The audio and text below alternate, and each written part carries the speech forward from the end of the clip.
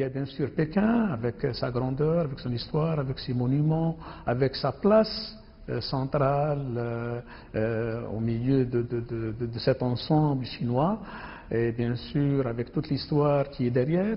Il y a bien sûr une ville aussi importante que Shanghai, avec son dynamisme, avec sa participation au développement de la Chine, avec ce qu'elle représente comme fenêtre, bien sûr, de la Chine vers le monde. Il y a aussi une ville historique comme Wushan, Suzhou, Hangzhou, Wuhan. Toutes ces villes sont pour moi des villes très très belles et qui représentent au-delà de toute description la Chine. Une particularité que je peux mettre est que la ville où notre grand leader, votre grand leader Mao est né.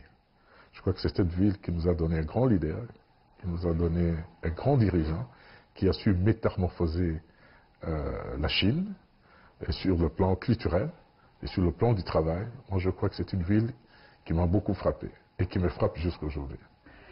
Le choix est difficile à faire, mais je dirais la ville de Shenzhen. La ville de Shenzhen est une ville qui m'a beaucoup marqué, dont je suis devenu, qui m'a beaucoup fasciné également.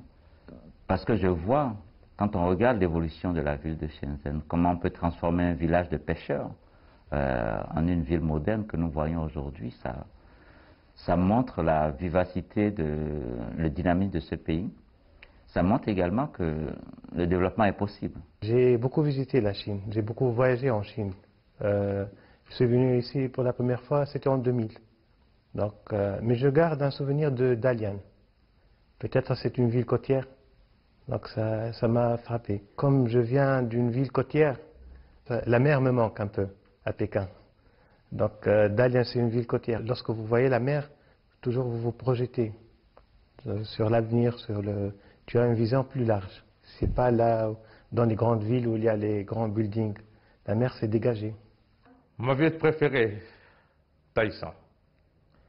J'ai découvert cette petite ville en 2014, novembre 2014. Et c'est un coup de cœur, c'est une ville que j'ai aimée. Vous trouverez une ville très propre. Vous trouverez des gens joviales, des gens coquettes. Et vous avez également de la verdure un peu partout.